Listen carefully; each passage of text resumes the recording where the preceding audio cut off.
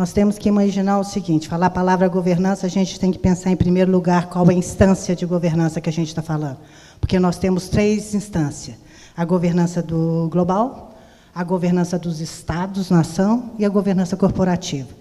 E o que une, né, essas 3 instâncias, e quando toda vez que a gente falar de governança, nós temos que estar falando, e a gente não pode esquecer que nós estamos falando que isso é um sistema que é baseado em valores considerados irrecusáveis pela sociedade atual.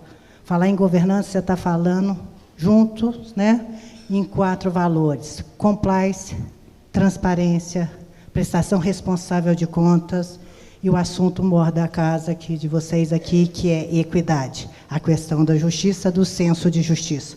Então, vocês fazem parte intrínseca de qualquer processo de governança que tem. Quando a gente fala em governança global, nós estamos falando dos objetivos do milênio.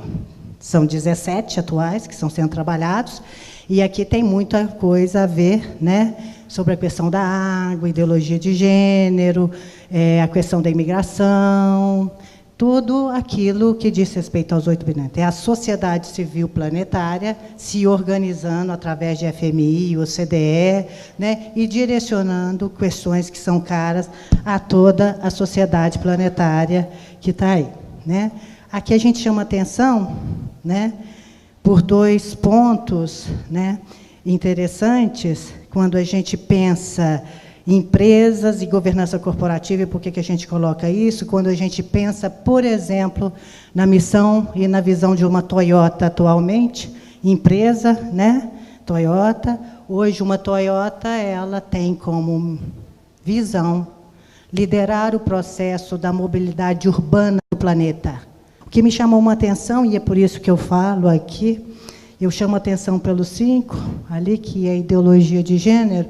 De repente, a gente vê a sociedade discutindo isso, escola, aquela coisa toda. Nós não vamos entrar no mérito da questão, mas, na revisão da 7ª para a 8ª edição do meu livro de governança, eu me deparo com o Canadá mudando a lei da sociedade anônima dele, a lei da sociedade deles ali, né, colocando ideologia de gênero como necessidade de ter uma participação nos conselhos de administração das empresas daquele país. Não é tendência, não é coisa, já chegou e já tem país mudando as leis para esse tipo de atendimento e esse tipo de demanda da sociedade como um todo. Nós não vamos delongar muito, mais importante é a gente entrar no escopo da governança do Estado, e isso aí é do livro de Oxford Handbook of Governance, e que, junto com a Universidade de Jerusalém, eles permitam, com a seguinte tese: até 2009, o mundo, as instâncias, né, de governança, elas funcionavam mais ou menos assim. Você tinha o governo, você tinha a sociedade civil e as organizações não governamentais e o mercado.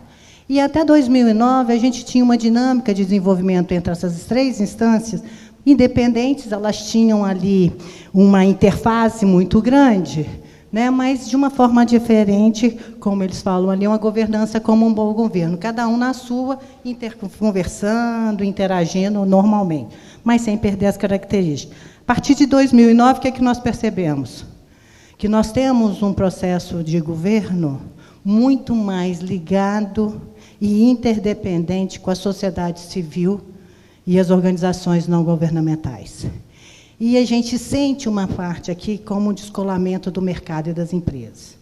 Vamos ver. A partir do momento que o presidente Temer ele assume e coloca mais ou menos a economia na direção considerada interessante para o mercado, o que é que nós vimos? Independente da conversa que tinha acontecendo, que estava acontecendo em Brasília, os problemas das casas e tudo, nós começamos a ter a nossa bolsa batendo o topo histórico. Independente da confusão que tivesse ali, da discussão, houve um descolamento, tipo assim, o mercado entendendo aquilo, ele fazia parte do processo democrático, mas tem ali